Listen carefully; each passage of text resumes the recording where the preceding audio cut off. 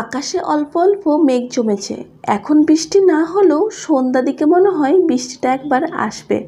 বেরিয়েছি বাবার বাড়ি যাব বলে। ওই যে ঠাকুমার শরীর খারাপ শুনলাম, সেই জন্য আর থাকতে না পেরে বেরিয়ে পড়েছি। এখন বাজে 4টের মতো। বাঁকুড়াতে তেমন মেঘ না থাকলেও যত রাস্তায় যাচ্ছি ততই দেখছি মেঘটা ঘন করে আসছে। সঙ্গে মেয়েটা আছে বলে বেশ ভয় ভয়ও লাগছে। এই রকম অবস্থায় বৃষ্টিতে যদি ভিজে ঠান্ডা লাগবেই। এমনিতেই ওর একটু ঠান্ডা লেগেই ছিল, ওই জন্য সাথে একটা টুপিও এনেছিলাম। রাস্তাটা দেখে মনে হচ্ছে কিছুক্ষণ আগেই এই জায়গায় বৃষ্টি হয়ে গেছে। আর মোটর সাইকেলে এত ঠান্ডা লাগছে, মনে হচ্ছে সোয়েটার পরে এলেই ভালো হতো।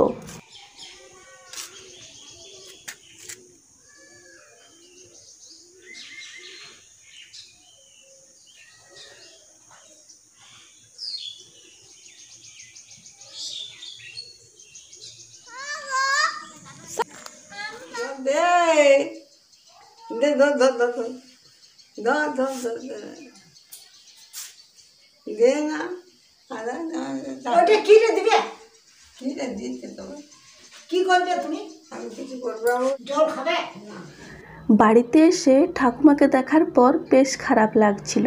এখন আর উঠে বসতেও পারে না, পুরো শরীরেই যেন ঘা হয়ে গেছে। 2 দিন হলো কোনো খাবারই খাচ্ছে না।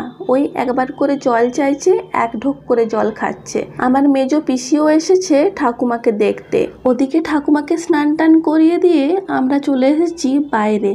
আর এই যে দেখেছো, এই গাছটাতে কতগুলো কাঁঠাল ধরেছিল, এখন এই দুটোই অবশিষ্ট আছে। তার আবার দুটোই পচে গেছে। মা বলছে এর মধ্যে আজকে একটা কেটে দেখবে কেমন কি রয়েছে।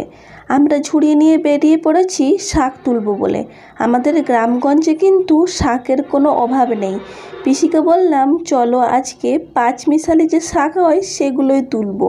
আর এই 5 মিশালি শাক রান্না করলেও কিন্তু বেশ টেস্ট লাগে। এখানে এই ছোট্ট আম গাছটাতে কত আম ধরেছে দেখেছো?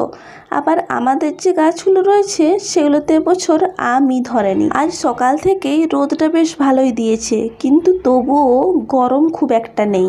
আমি আর পিসি তো বেরিয়েছি শাক তুলতে, তার সাথে সাথে বাবা আর আমার বেটিও চলে এসেছে। বাবা এই জমিটাতে কিছু সবজি লাগিয়েছিল, কিন্তু সেগুলো এখনো পর্যন্ত রয়েছে, এখনো খেয়ে শেষ করতে পারেনি।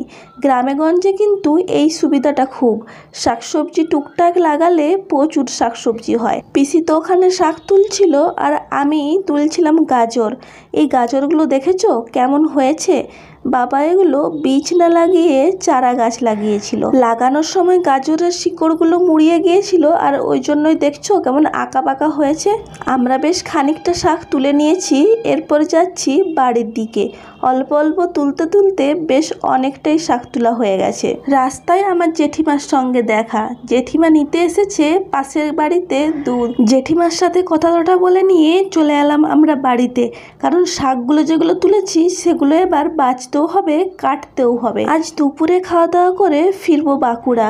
বাবার বাড়ি আসলে মনটা খুবই ভালো লাগে, কিন্তু ওই যে যাবার কথা ভাবলে মনটা অমনি খারাপ হয়ে যায়। তো দেখো এখানে আমরা অনেক রকম কিন্তু শাক তুলেছি, আর এর সঙ্গে কিছু সর্ষে শাকও মিক্স করব। আর এই শাক রান্না করাও কিন্তু খুব সহজ।